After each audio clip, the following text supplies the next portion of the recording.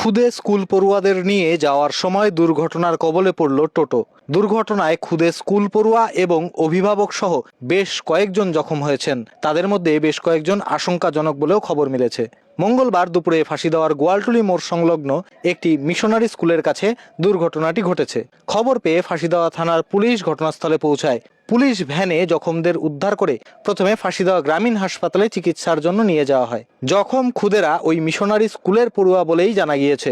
অভিযোগ, বেশি যাত্রী নিয়ে স্কুল থেকে বাড়ি ফেরার পথে দুর্ঘটনার কবলে পড়ে ওই টোটোটি। স্কুলের উঁচু রাস্তা দিয়ে ২৭ নম্বর জাতীয় সড়কে ওঠার মুখে দুর্ঘটনাটি ঘটেছে। আশঙ্কাজনকদের প্রাথমিক চিকিৎসার পর উত্তরবঙ্গ মেডিকেল কলেজ ও হাসপাতালে উন্নত চিকিৎসার জন্য রেফার করা হয়েছে।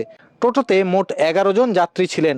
তাদের মধ্যে ৬ জন খুদে পড়ুয়া এবং ৫ জন অভিভাবক ছিলেন বলে খবর মিলেছে। টোটোতে যাত্রী বেশি থাকায় সেটি কিছুটা পিছন দিকে গিয়ে নয়াঞ্জলিতে পড়ে বলে এক অভিভাবক জানালেন। গ্রামীণ এলাকায় টোটোতে অতিরিক্ত যাত্রী নিয়ে ঝুঁকির চলাচল নিয়ে প্রশ্ন উঠতে শুরু করেছে। সেই সঙ্গে স্কুলের কাছে দুর্ঘটনা ঘটলেও স্কুল কর্তৃপক্ষ এ বিষয়ে পড়ুয়াদের খোঁজ নেয়নি বলে অভিযোগ।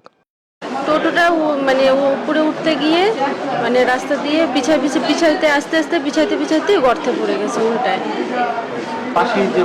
গর্ত ছিল, গর্তে পড়ে গেছে। ওই স্কুল থেকে উঠতে গোয়ালটুলি মোড়ে গেছে। কয়জন ছিলেন আপনারা টোটোতে? আমরা 4 জন ছিলাম, 5 জন ছিলাম, মহিলা আর বাচ্চারা ছিল। সবারই মোটামুটি লাগছে ভালো। আর কি টোটো নিয়ে ওভারব্রিজে উঠতেছিল, টোটো উঠতে পারেনি, ব্যাক করে আসছে টোটো, ব্যাক করে এসে গাড্ডার মধ্যে পড়ে গেছে।